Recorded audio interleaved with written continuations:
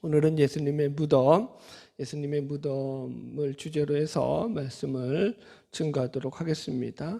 오늘 본문 말씀은 십자가에서 죽으신 예수님의 시체를 가져다가 장사를 지내는 그런 장면입니다. 지금 예수님이 죽으시자 주를 쫓아올 마음도 있었고 섬기고자 하는 마음도 있었지만 유대인들이 두려워서 자신들의 신분을 감추고 있었던 아리마대 사람 요셉과 또 이제 니고데모라는 이 두 사람이 등장을 해서 이유는 잘 모르겠지만 예수님이 죽고 난 뒤에 어쨌든 갑자기 기운을 내어서 빌라도 앞에 와가지고 예수님의 시체를 달라, 그리고는 예수님의 장례를 치르는 내용이 이제 본문에 등장하고 있습니다. 오늘 첫 번째 나눌 내용이 뭐냐면, 그래서 갑자기 등장한 두 사람이에요. 이 갑작스러운 요셉과 니고데모의 등장. 여기 38절을 읽으면서 말씀을 시작해 봅시다. 시작. 아리마대 사람 요셉은 예수의 제자이나 유대인이 두려워 그것을 숨기더니 일 후에 빌라도에게 예수의 시체를 가져가기를 구하매 빌라도가 허락하는지라 이에 가서 예수의 시체를 가져가니라. 이렇게 나와요. 지금 그러니까 이 요셉에 대한 요한의 진술의 처음 시작이 뭐냐면, 그는 예수의 제자이나, 그죠? 그러니까 예수의 제자라는 것은 예수를 믿는 자였다라는 거죠. 그러나 유대인이 두려워 그것을 숨기더니라고. 그러니까 유대인들이 두려워서 그것을 숨기고 있었던 사람이다. 그러니까 좋은 평가보다는 나쁜 쪽에 더 무게를 두고 이 요셉을 이야기하고 있습니다. 그러다가 예수님이 죽고 나니까 갑자기 나타나서 빌라도더러 그 시체를 달라고 나서는 인물, 그죠? 자, 이제 니고데모에 대해서 어떻게 소개하는지 볼까요? 39절 시작. 일찍이 예수께 밤에 찾아왔던 니고데모도 모략과 친양 섞은 것을 100리트라쯤 가지고 온지라. 이렇게 나와요. 그래서 이 니고데모는 요한복음의 3장에 이제 보면은 밤에 예수님께 찾아와서 이제 예수님으로부터 영생의 말씀을 듣는 그런 내용이 나오죠. 거듭남에 대한 이야기들을 나누는 장면이 나오는데요. 여기서도 보면은 이제 이 니고데모가 모략과 침향 섞은 것을 갖다가 한 100리트라쯤 가지고 왔다라고 하는데, 이 100리트라라는 것은 양을 보면은 주석에 보니까 약 34kg 정도 돼요. 그러니까 엄청 많은 양이에요. 상당히 많아요. 그러니까 이게 뭐냐면, 쉽게 말해서 우리식으로 하자면은 장례에 치르는 어떤 그 뷔페를 막기 위한 향품들이에요. 향품, 장례 향품들. 그걸 갖다가 잔뜩 준비해서 한 사람의 몸에 완전히, 그러니까 바르고도 남을 만큼 충분한 그 장례용품을 가지고 왔다라는 거예요. 그러니까 니고데모도 상당히 부자라는 것을 우리가 알 수 있죠. 여튼 우리가 먼저 이 말씀을 시작하기 전에 지금 이 본문의 배경을 갖다가 좀 이해해야 되는 게, 이 시기는 일단 살벌한 시기예요. 예? 지금 산헤드린 공회의 지도자들이 수단과 방법을 가리지 않고 별의별 그 짓을 다 벌려가지고 예수님을 십자가에 못 박아 죽이고 난 그 상태라는 거예요. 사람이 한 번 죄 짓는 게 어렵지 한 번 짓고 나면 두 번, 세 번은 쉽다고 하잖아요. 여러분, 그런 내용이 사도행전에도 나오잖아요. 사도들을 박해하고 야고보를 죽이고 그 다음에 스데반을 죽이고, 이런 일들이 이 사도행전에도 증거로 나온단 말이에요. 그러니까 한마디로 예수도 죽인 마당인데 예수의 쫄개들이야 뭐 여차하면 얼마든지 처리할 수 있다라는 것이 지금 이 시기적인 분위기라는 거예요, 여러분들. 그래서 나중에 나오지만 제자들이 오죽 무서웠으면 방에 꽁꽁 숨어가지고 안 나오잖아요. 자, 한번 찾아볼까요? 한 장 넘겨보세요. 요한복음 20장 19절. 요한복음 20장 19절 같이 읽어봅시다. 시작. 이날 곧 안식 후 첫날 저녁 때에 제자들이 유대인들을 두려워하여 모인 곳에 문들을 닫았더니 예수께서 오사 가운데 서서 이르시되 너에게 평강이 있을지. 아멘. 할렐루야. 그러니까 지금 이렇게 제자들도 유대인들이 들어와서 문을 꽁꽁 다 걸어 잠그고 숨어 있었을 때라는 거예요. 한마디로 생명의 위협을 느끼고 있을 때, 지금 분위기가 아주 쌀벌할 때 예수님의 편을 들려고 이 두 사람이 등장하더라는 거예요. 여러분, 이해하시겠죠? 그래서 다른 복음서를 보면은 이 요셉에 대해서, 아리마대 사람 요셉에 대해서 매우 후한 점수를 주는 것을 볼 수 있어요. 한번 찾아보죠. 마가복음 15장, 마가복음부터 한번 볼게요. 동일한 본문인 마가복음 15장 42절 찾아보세요. 마가복음 15장 42절. 오늘 말씀 접어놓고 같이 읽읍시다. 시작. 이날은 준비일 곧 안식일 전날이므로 저물었을 때에 아리마대 사람 요셉이 와서 당돌이 빌라도에게 들어가 예수의 시체를 달라 하니 이 사람은 존경받는 공회원이요 하나님의 나라를 기다리는 자라. 이렇게 나온다고요. 어떤 사람이라고요? 존경받는 사람이다. 그리고 공회원이고 하나님의 나라를 기다렸다. 이렇게 나와요. 기억하고 계세요? 자, 누가복음 한번 가봅시다. 누가복음 23장. 누가복음 23장 50절. 우리가 이 본문을 몇 번 있다가 뒤에 가서도 더 볼 거예요. 잘 찾아놓으세요. 23장 50절 읽읍시다. 시작. 공의 의원으로 선하고 의로운 요셉이라는 사람이 있으니 그들의 결의와 행사에 찬성하지 아니한 자라. 그는 유대인의 동네 아리마대 사람이요 하나님의 나라를 기다리는 자라. 그가 빌라도에게 가서 예수의 시체를 달라 하여. 보세요. 누가복음에서도 그를 엄청 칭찬하죠.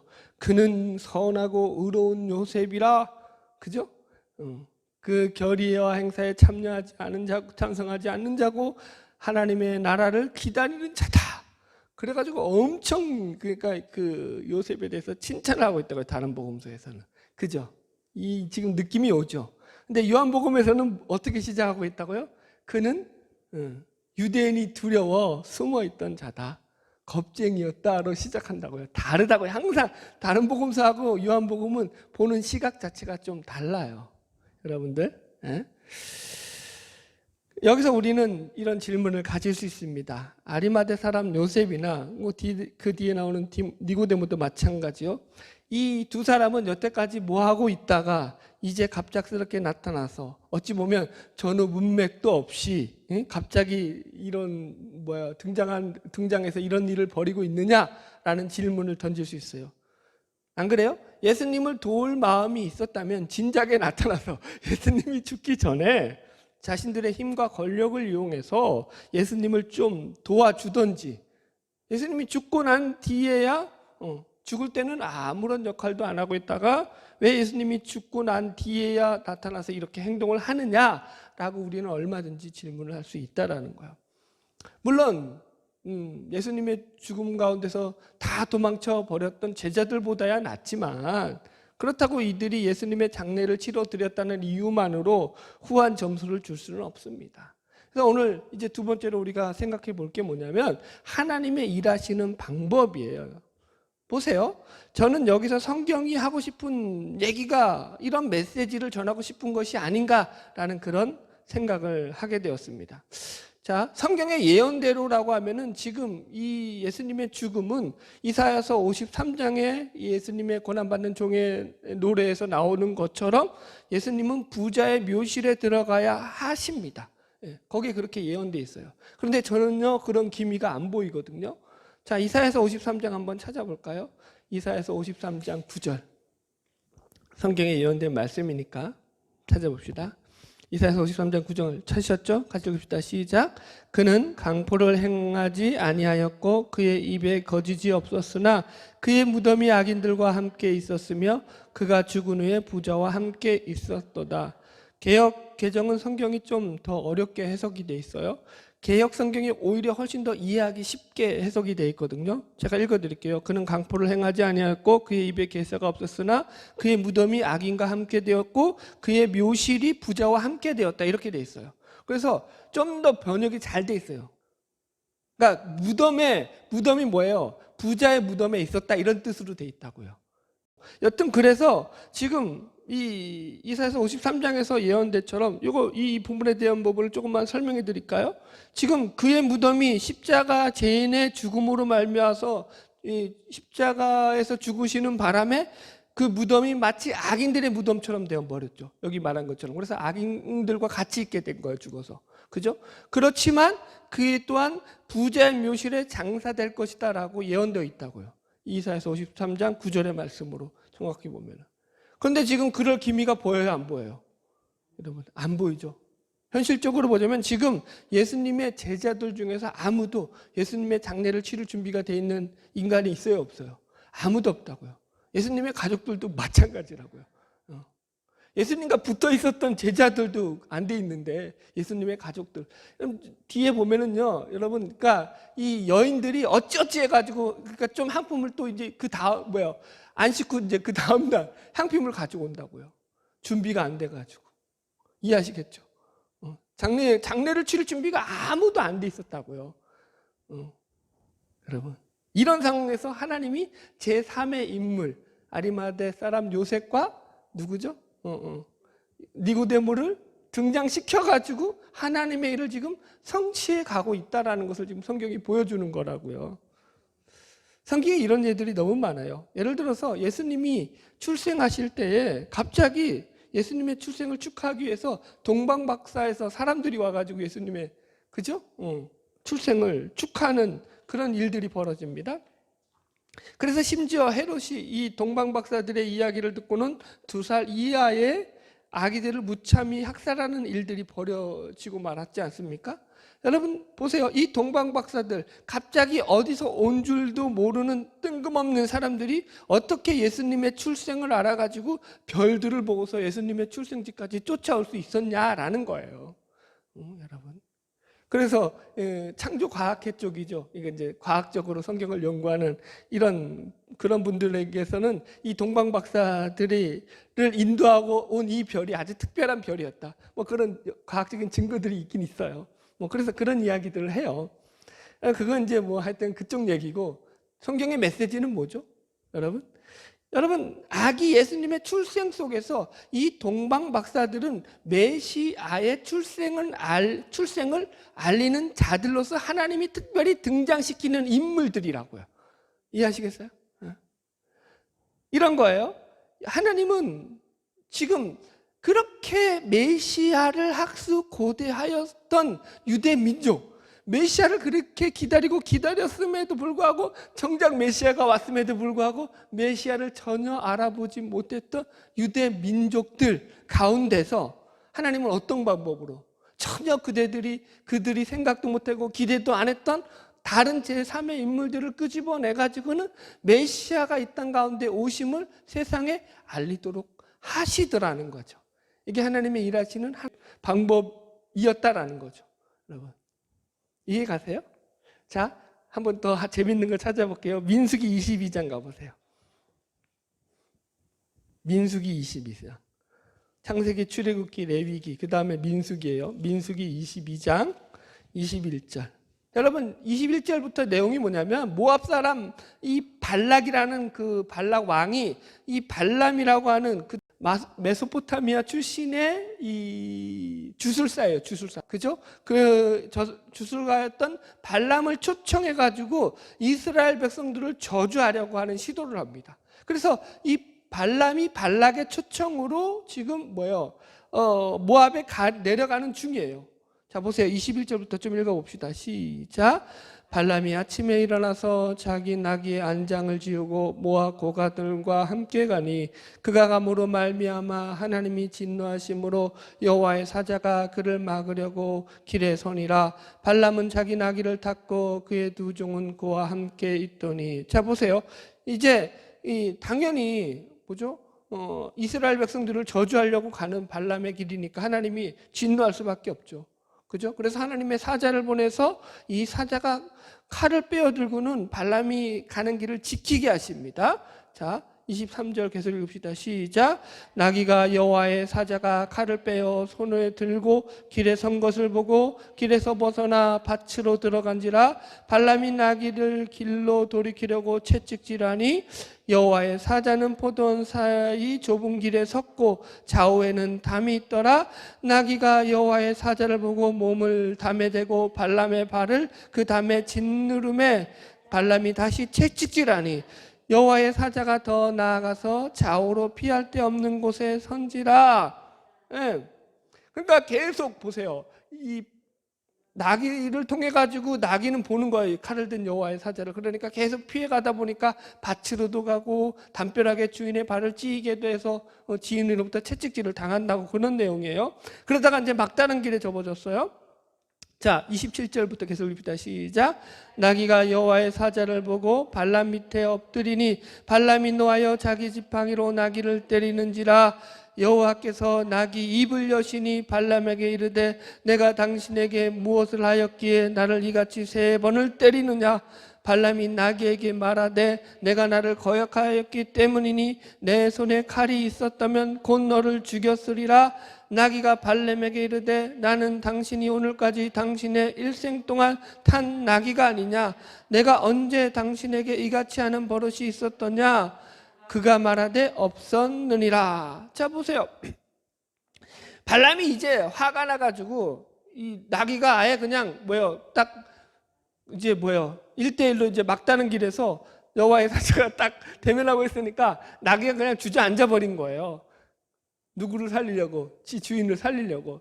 진짜 기특한 나귀지. 그런데 이 발람이 화가 나가지고 이제 채찍질이 아니라 몽둥이 가지고 지팡이 가지고 두들겨 팼다는 거예요. 그러니까 하나님이 나귀의 입을 열어서 말하는 거죠. 내가 언제 너한테 잘못된 길로 가게 한 적이 있느냐 여태까지. 그러면서 그런데 왜 나를 3번이나 때리냐. 이 자꾸다 이러면서 막 주인한테 대드는 내용이에요. 재밌죠, 성경이 여러분들? 자, 31절 조금만 더 읽읍시다. 시작. 그때 여호와께서 발람의 눈을 밝히심에 여호와의 사자가 손에 칼을 빼들고 길에 선 것을 그가 보고 머리를 숙이고 엎드리니 여호와의 사자가 그에게 이르되 너는 어찌하여 내 나귀를 이같이 3번 때렸느냐. 보라, 내 앞에서 내 길이 사악함으로 내가 너를 막으려고 나왔더니 나귀가 나를 보고 이같이 3번을 돌이켜 내 앞에서 피하였느니라. 나귀가 만일 돌이켜 나를 피하지 아니하였다면 내가 벌써 너를 죽이고 나귀는 살렸으리라. 보세요, 여러분. 재밌죠?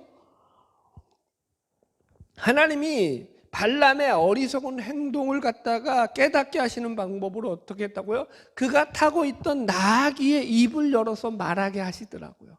나귀를 통해서. 여러분, 말이 돼요, 안 돼요? 말이 안 되죠. 우리 식으로 하면 말이 안 되는, 그러니까 하나님의 방법을 우리 인간적인 상식으로 말하자면 말이 안 되는 방법으로도 하나님은 일하신다. 얼마든지 그런 내용이 된다고요. 그래서 기독교라는 것은 내가 못하면 하나님이 돌들로도 소리를 내게 하신다라는 것이 기독교라고요.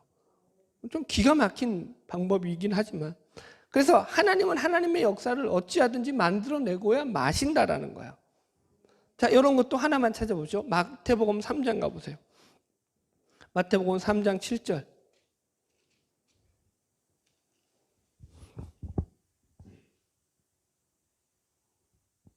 마태복음 3장 7절은 이거 예수님의 길을 예비하러 왔던 세례 요한이 이제 세례 요한에게 나오는 바리새인들에게 를 향해서 하는 그런 말들입니다. 멘트가 이렇게 나와요. 3장 7절부터 좀 읽읍시다. 시작.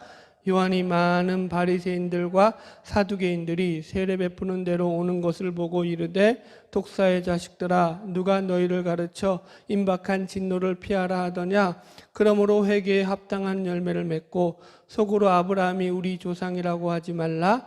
내가 너희에게 이르노니 하나님이 능히 이 돌들로도 아브라함의 자손이 되게 하시리라. 아멘. 그들을 책망하는 말씀이죠. 너희들 누가 너희들을 가르쳐 임박한 진노를 피하라 했느냐, 이 독사의 자식들아. 그러면서 하는 말이 뭐냐면, 그러므로 회개에 합당한 열매를 맺어라. 그러면서 하는 말이 뭐라고요? 아브라함이 우리 조상이라고 생각하지 마라. 내가 너희에게 이르노니 하나님이 능히 이 돌들로도 아브라함의 자손이 되게 하실 것이다. 이렇게 이야기한다고요. 무슨 말이냐면, 유대인들은 자신들이 아브라함의 자손이기 때문에 하나님의 선택된 민족이라고, 그래서 당연히 구원은 따놓은 당상이라고 생각했던 자들이라고요. 그러니까 자신들의 구원, 자신들의 어떤 하나님의 백성됨을 어디에다 근거를 뒀냐면 아브라함의 자손이었다라는 거. 우리의 조상이 아브라함이다라는 것에 근거를 두고 자랑을 삼았던 자들이라고요, 여러분. 지금 세례 요한은 이들의 그런 근거에 대해서 일가를 가하고 있는 거죠. 웃기지 마라. 하나님이 하시고자 한다면 이 길거리에 굴러다니는 막 돌들 가지고도 얼마든지 하나님이 아브라함의 자손을 만드실 수 있다. 니들이 잘나서 결코 아브라함의 자손이 된 것이 아니다. 하나님의 긍휼과 자비와 사랑으로 너희들을 택하여 주었을 뿐인 것이다. 잘난 척하지 마라 이 어리석은 것들아가 이 말씀이 된다고요, 여러분들. 하나님의 은혜가 없으면 너희들은 저 땅바닥에 굴러다니는 돌보다 나을 게 없는 족속들이다 라고 지금 세례 요한이 이야기하는 거죠. 이걸 잊지 말라는 거죠, 여러분. 우리 기독교에 대해서 알면 알수록 놀라운 것이 하나님의 일하심이 신묘막측하다라는 거예요. 말이 좀 어렵긴 하지만 하나님의 일은 예상이 안 되죠. 예상이 되는데 또 안 되죠. 말을 좀 어렵게 해야겠다. 여러분, 하나님의 일하심을 대표적으로 우리는 십자가라고 말합니다. 십자가가 어떤 거예요? 잘못은 우리가 했는데 예수가 대신 죽는 거예요. 십자가 아니에요. 이게 말이 돼요? 잘못은 내가 했는데 책임은 예수가 진다고요. 이게 기독교의 방법이라고요. 인간적인 원칙과 규칙을 적용해서는 전혀 이해할 수 없는 방식이 등장한다고요, 기독교 안에는. 하나님은 우리가 전혀 생각지도 않는 수단과 방법으로도 얼마든지 일하십니다. 그렇다고 해서 그것이 꼭 기적과 이적만으로 일하신다는 소리가 아니라 하나님은 인간들이 자기 자랑이 되고 자기 치장이 되는 방식, 이런 세상적인 힘과 원리의 근거를 두는 방식으로는 일하지 않으신다라는 거예요. 이게 핵심인데 오늘 진짜 멋진 말인데 뭐라고요? 하나님의 일하는 방식에서 가장 큰 방식이 뭐라고요? 다시 한번 설명합니다. 잘 들으세요.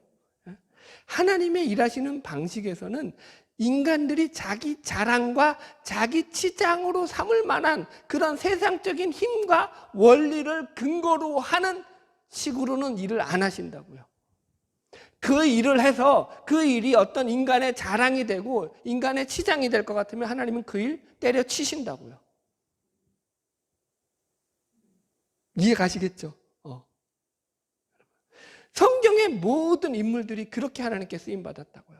어떤 위대한 인물도, 어떤 훌륭한 믿음의 선지자일지라도 그 일에 있어서 자기 자랑이 들어간 인간은 아무도 없다고요. 들어갈 수가 없죠. 하나님이 일하심을 알기 때문에. 놀랍지 않아요? 자, 히브리서 11장 한번 찾아볼까요? 히브리서 11장 32절. 믿음장에 대한 이야기죠.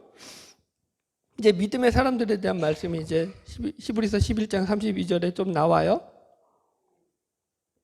히브리서 11장 32절.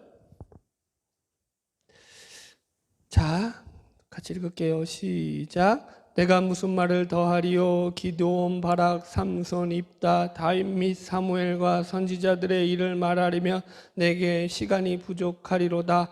그들은 믿음으로 나라들을 이기기도 하며 을을 행하기도 하며 약속을 받기도 하며 사자들의 입을 막기도 하며 불의 세력을 멸하기도 하며 칼날을 피하기도 하며 연약한 가운데 강하게 되기도 하며 전쟁에 용감하게 되어 이방 사람들의 진을 물리치기도 하며. 여기까지 읽읍시다. 보세요. 지금 믿음의 사람들, 기드온, 바락, 삼손, 입다, 다윗, 사무엘과 여러 선지자들, 이들의 믿음의 어떤 영웅적인 행위들을 쭉 나열하고 있어요. 나라를 구했죠. 사자들의 입을 막았어요. 그죠? 여러분? 안 그래요? 다니엘이 사적으로 들어갔는데 하나님이 입을 막았죠. 또 그 친구 사드락과 메삭과 아벳느고는 여러분 풀문불에 들어갔는데도 살았어요. 여러분, 믿음의 영웅적인 일들이 엄청, 그래서 여기서 보면은 싸움에서도 이기고 막 불의 세력을 멸하기도 하고요, 칼날을 피하기도 하고요, 전쟁에게 용감하게 돼서 이방 사람들의 진을 물리치기도 했다. 이게 영웅적인 얘기들이잖아요, 어떻게 보면은. 그런데 그것만 있냐? 아니라고요. 그 뒤에 바로 뭐가 나오냐면 여기에서 바로 그 35절 보세요. 시작. 여자들은 자기의 죽은 자들을 부활로 받아들이기도 하며 또 어떤 이들은 더 좋은 부활을 얻고자 하여 심한 고문을 받되 구차히 물러나기를 원하지 아니하며. 뭘 받았다고요? 심한 고문을 받는데도 참았다 이 얘기예요. 36절 시작. 또 어떤 이들은 조롱과 채찍질 뿐 아니라 결박과 옥에 갇히는 시련도 받았으며 돌로 치는 것과 톱으로 켜는 것과 시험과 칼로 죽임을 당하고 양과 염소의 가죽을 입고 유리하여 궁핍과 환난과 박해를 받았으니. 이렇게 나온다고요. 여러분, 뭐 여기서 여러분들 감당할 만한 거 하나라도 있겠어요? 여러분, 그죠? 이해 가세요? 지금? 얼마나 큰 어려움과 역경이 예수를 믿는데 따라왔느냐라는 거. 그러니까 영적인 것만이 아니라고요. 지금 그러니까 왜 이런 이야기들을 하냐라는 거예요. 이런 이야기들을 하는 이후의 결론을 뭐라고 말하면 38절 보세요. 이런 사람은 세상이 감당하지 못하느니라. 그들이 광야와 산과 동굴과 토굴에 유리하였느니라. 뭘로 결론을 삼냐면 이런 사람은 세상이 감당하지 못하느니라로 결론을 삼는다고요. 그러니까 이건 다른 말로 하면 하나님은 세상적인 어떤 자랑이라든가 영광으로 그 하나님의 일이 가지 않게 하신다라는 거예요. 세상이 감당할 류의 일이 아니라고요. 하나님의 일은. 하나님이 그 사람을 통해서 일하신다라는 것은 그 사람으로 통하여서 그 사람이 잘난 것을 보여주기 위해서 일하시는 것이 아니요, 하나님이 우리를 향한 사랑이 얼마나 크고 놀랍고 위대하시냐를 보여주기 위해서 일하심이라고요. 여러분, 다르다고요. 여러분, 한국 교회는 그런 면에서 많이 위험하죠. 뭐가 위험하죠, 여러분? 여러분들은 어떻게 생각하세요? 한국에는 훌륭한 목사님들이 너무 많아요. 뭐 욕할 처지는 아니지만 욕하는 것도 아니죠.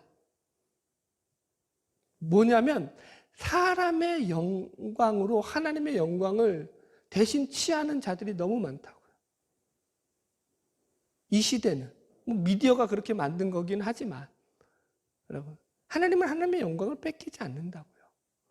여러분, 사람이 말 잘함으로 그 목사가 얼마나 설교를 잘하고 그 목사님 재밌어 유쾌해 뭐 들으면 신이나 개뿔이나 거기서 하나님의 말씀이 선포되지 않고 하나님의 위대함, 하나님의 놀라움, 하나님의 경외로움이 나타나지 않으면 다 꽝이라고요. 인간이 잘나서 사람들이 아무리 많이 거기에 몰려갔을지라도 하나님은 그것으로 하나님의 일을 하지 않으신다고요. 여러분, 위험하다고요. 그 얘기한다고요. 여러분, 하나님이 얼마나 일하시고 있느냐가, 사도 바울이 언제 그렇게 하나님의 일을 많이 하고 그의 모습을 드러냈지만 자기를 자랑한 적이 있나요? 나는 죄인 중에 괴수다였다고요. 결론은. 이해하셔요? 여러분, 고린도 교인들 지들 자랑으로 삼으려고 하니까 사도 바울이 뿔타구가 나가지고 이 미련한 것들아, 하나님의 일을 몰라도 그렇게 모르냐, 이 무식한 것들아, 너희 중에 문별 좋은 자가 어디 있냐, 니들이 가지면 얼마나 가졌고 잘나면 얼마나 잘났고 은사를 받았으면 얼마나 받았다고 그것 갖고 하나님 앞에 꼴값을 떨고 있느냐, 이렇게 간다고요. 사랑으로 가라. 아유, 좀 흥분했네. 이해하시겠어요? 무슨 말인지? 그렇게 간다고요. 인간이 하나님의 일을 대신하지 않는다고요. 인간은 거기서 동역자로 쓰임 받는 거라고요. 그 얘기는 뒤에 하겠지만요.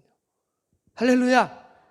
그래서 세 번째 주제가 아리마대 요셉과 이 니고데모가 하나님 앞에 어떻게 쓰임 받았는지를 우리가 본문을 통해서 좀 더 확인해야 되는 것입니다. 보세요. 본문에 관하여서 다른 목사님들의 제가 설교를 쭉 취합해서 들어봤는데 이 두 사람에 대한 평가가 대부분 두 가지 의견으로 나누어집니다. 첫 번째는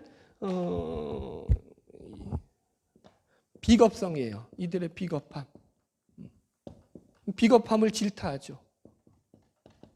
이들의 비겁함을 질타하는 대표적인 목사님이 누구냐면은 제임스 몽고메리 목사님이라고 했어요. 강해 설교가로도 유명한 분이고, 근데 이분이 이 두 사람을 가리켜 가지고 두 겁쟁이로 이야기합니다. 자, 그 중심이 이제 우리가 아까 읽었듯이 이 요한복음 19장 38절에 나오는 아리마대 사람 요셉에 대해서 이 요한이 뭐라고 하냐면 예수의 제자이나 유대인들이 두려워 그것을 숨겼다라는 것으로서 시작을 했죠. 자, 요한복음 12장 가보세요. 요한복음 12장 42절.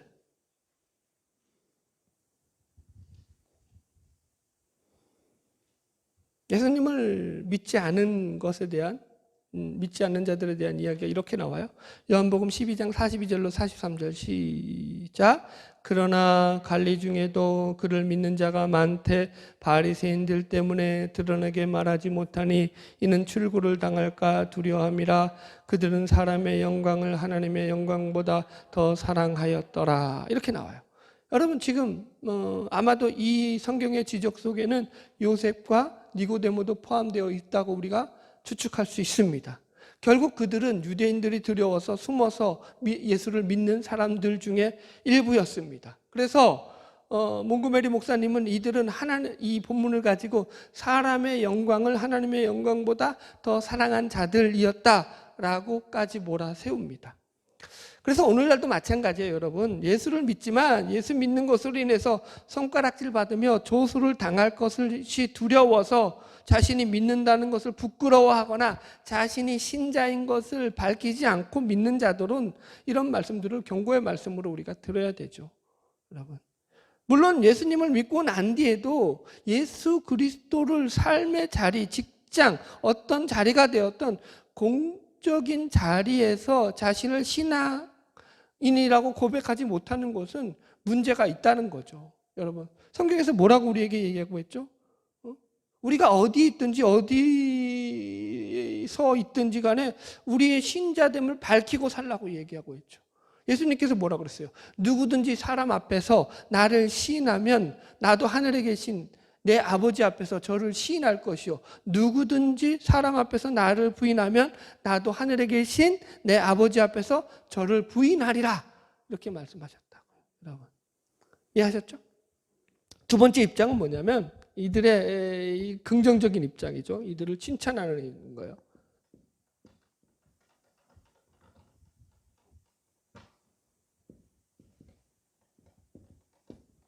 두 번째는 이들을 칭찬하는 쪽인데요. 이들이 비록 숨어서 예수를 믿었던 비겁함이 있었음에도 불구하고 예수님의 제자들조차도 못했던 일, 예수님의 장례를 치렀던 일에 대해서 칭찬을 합니다.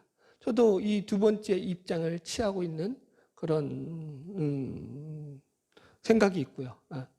그러나 제가 이 두 번째 입장을 취하는 이유는 이들의 용기 있는 믿음이라든가 어떤 영웅적인 믿음 때문은 아니에요. 그것을 칭찬하는 건 아니에요, 여러분들. 많은 목사님들은 이들의 이 용기 있는 신앙을 칭찬을 해요. 뭐 용기가 없다라는 얘기가 아니라 그게 여기서 성경이 말하는 핵심이 아니라는 얘기예요.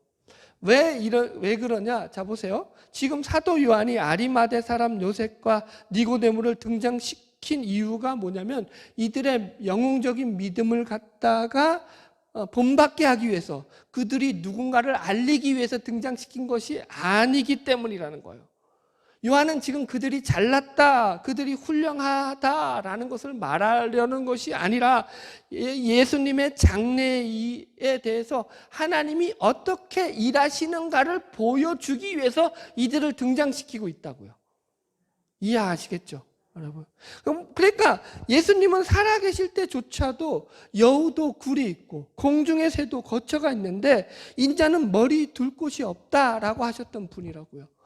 그런데 예수님이 돌아가시고 난 뒤에 어떻게 여러분 지금 무덤에 들어가시게 되었느냐라는 것을 지금 성경이 보여주고 있는 거죠.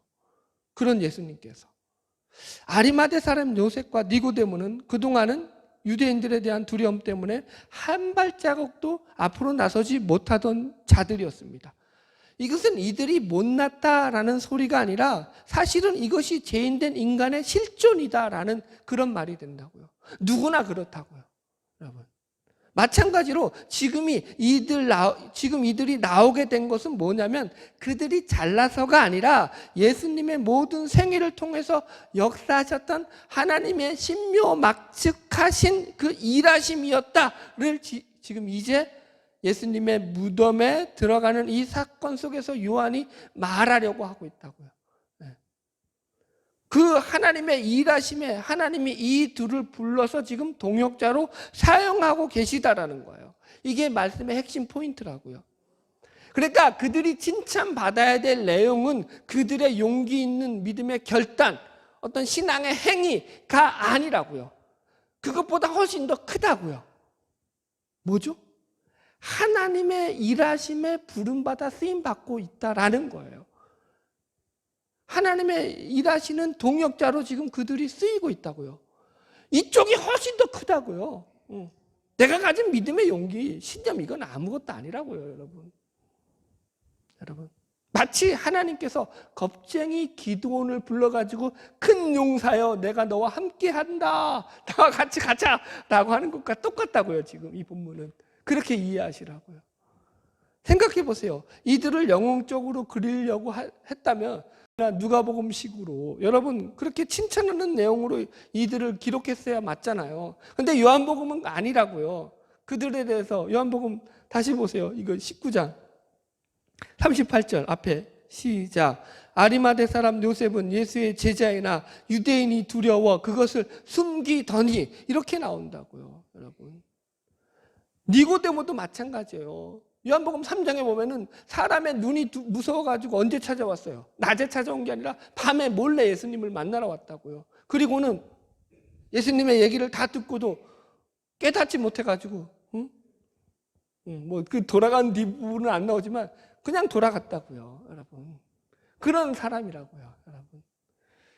요한은 결코 이들의 믿음이 훌륭하다라고 표현하고 있지 않다고요. 그런데 이들이 예수님이 죽고 난 뒤에 이들의 어떤 심경적인 변화를 통해서 지금 새롭게 등장하고 있다고요. 그래서 오늘 마지막으로 다룰 네 번째 주제가 뭐냐면 예수님의 죽음을 통한 이들의 변화를 우리가 살펴봐야 된다고요.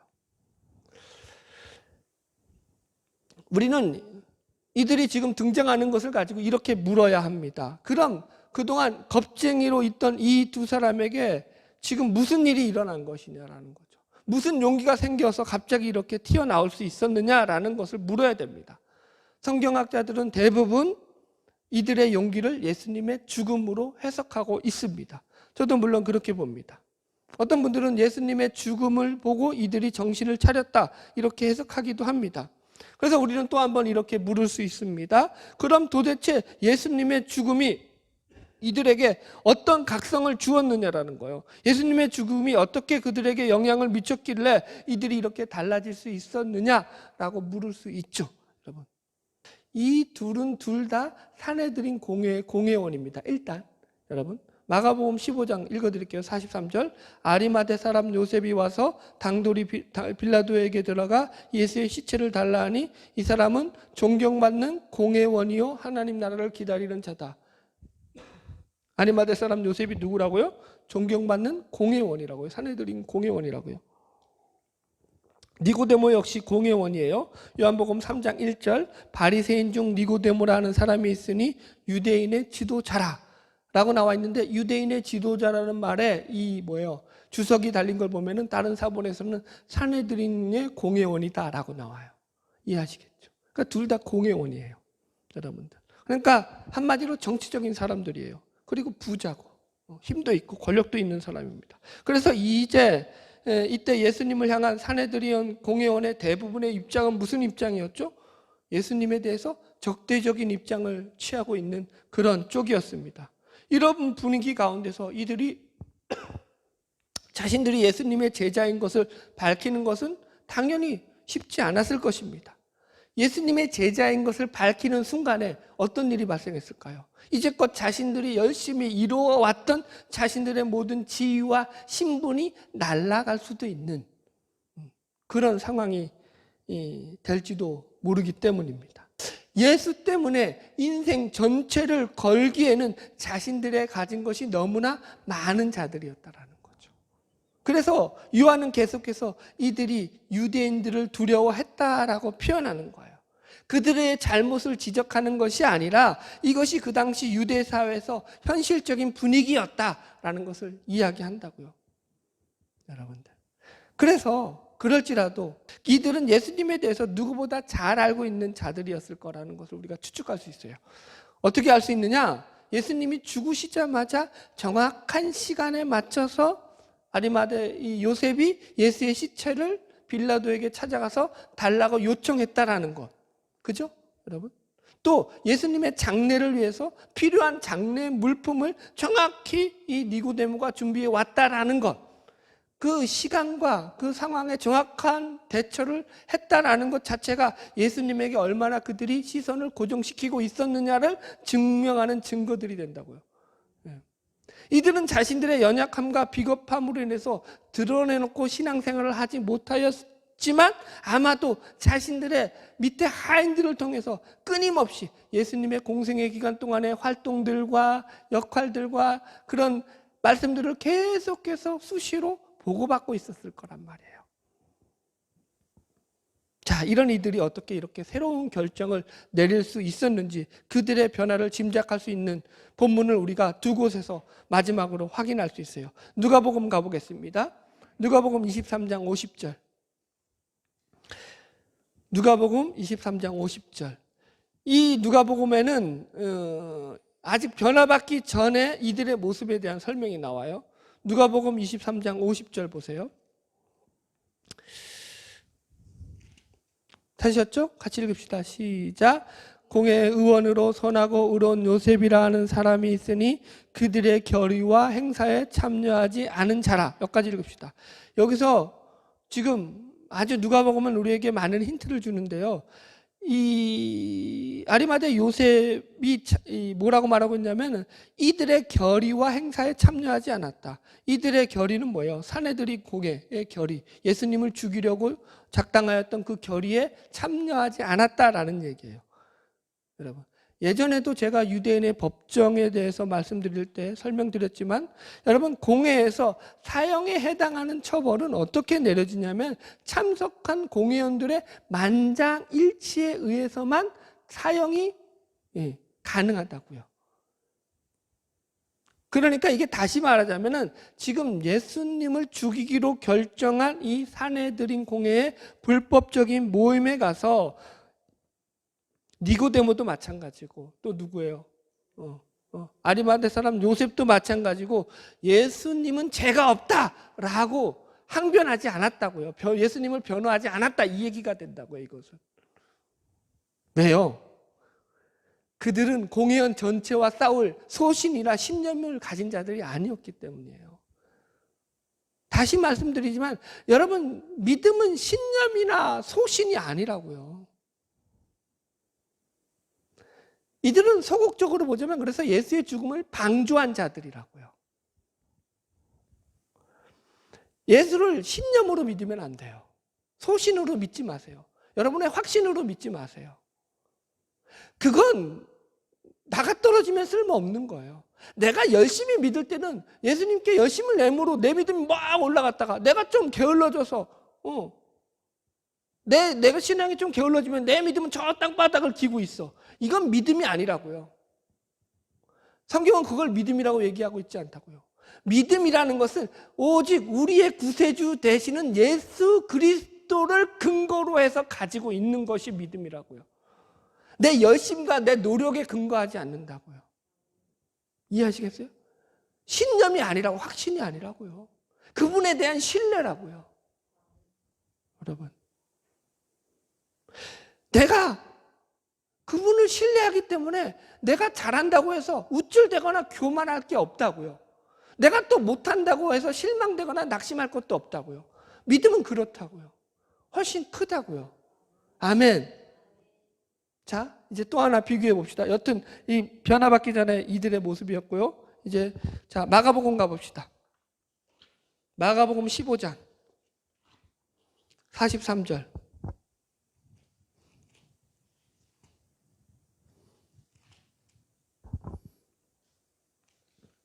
자, 42절, 43절 같이 읽읍시다.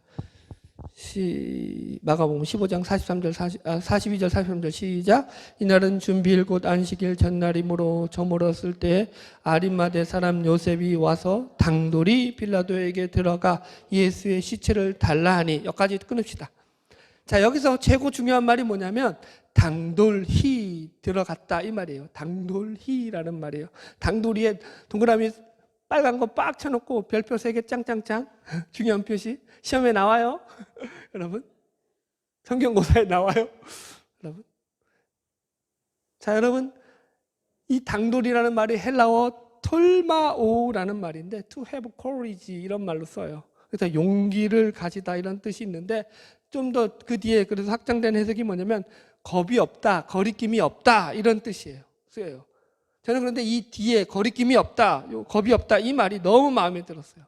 자, 이게 어떻게 해석되는가 보면은 예수님이 죽기 전까지 이들은 유대인들에게 겁나서 숨어 있던 자들이에요. 그런데 예수님이 죽고 나니까 무슨 변화가 왔는지 이들이 이제 겁을 상실해 버렸던 거예요. 겁을 상실해 버리고 겁 없이, 우리식으로 말하자면 눈에 뵈는 것 없이 당돌하게 거리낌 없이 겁 없이 빌라도에게 들어가서 예수의 시체를 달라고 했다라는 거예요. 이해하시겠죠? 그러니까 한마디로 이제는 뭐예요? 자신의 신분이나 지위를 가리지 않게 되었다라는 거예요. 그것을 뛰어넘는 자들이 됐다고요. 성경이 지금 그걸 얘기한다고요. 왜 이들이 이렇게 변했다고요? 예수님의 죽음 때문이라고요. 여러분, 그들이 예수님의 죽음이 죄인들을 위해서 죽으신 대속의 죽음이라는 것을, 이 대속의 죽음이라는 의미를 진정으로 깨달았느냐라는 질문에 대해서는 정확하게 그렇다라고 답할 수가 없습니다. 왜냐하면 거기에 대해서는 성경이 어떠한 답도 우리에게 주고 있지 않기 때문입니다. 그러나 아마도 우리는 이들의 행동을 보면은 복음의 진리를 어느 정도 깨달았지 않았을까라고 추측은 할 수 있습니다. 그리고 그것보다 더 분명한 것은 뭐냐면 그들은 예수님의 죽음을 보고 나서 그 죽음이 더 이상 자신들의 삶을 겁쟁이로 살면 안 된다라는 것을 깨닫게 했을 만큼 귀중한 죽음이었다라고 분명히 느꼈다라는 거예요.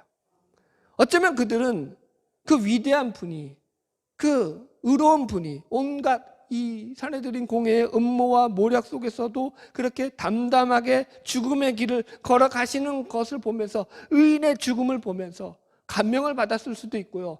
혹은 또 저 죄 없는 분을 우리가 죽게 만들었다라는 것을 통해 가지고 양심의 가책을 느꼈을지도 모릅니다. 정확한 답이라고는 할 수 없지만 뭐 우리가 이런 것들을 추측할 수 있습니다. 그러나 가장 분명한 건 뭐라고요? 예수님의 죽음을 통해서 이들이 완전히 변했다라는 거예요. 예수님의 죽음이 이들을 갈라놓는 뭐가 됐다고요? 근거가 되고 기준이 됐다고요.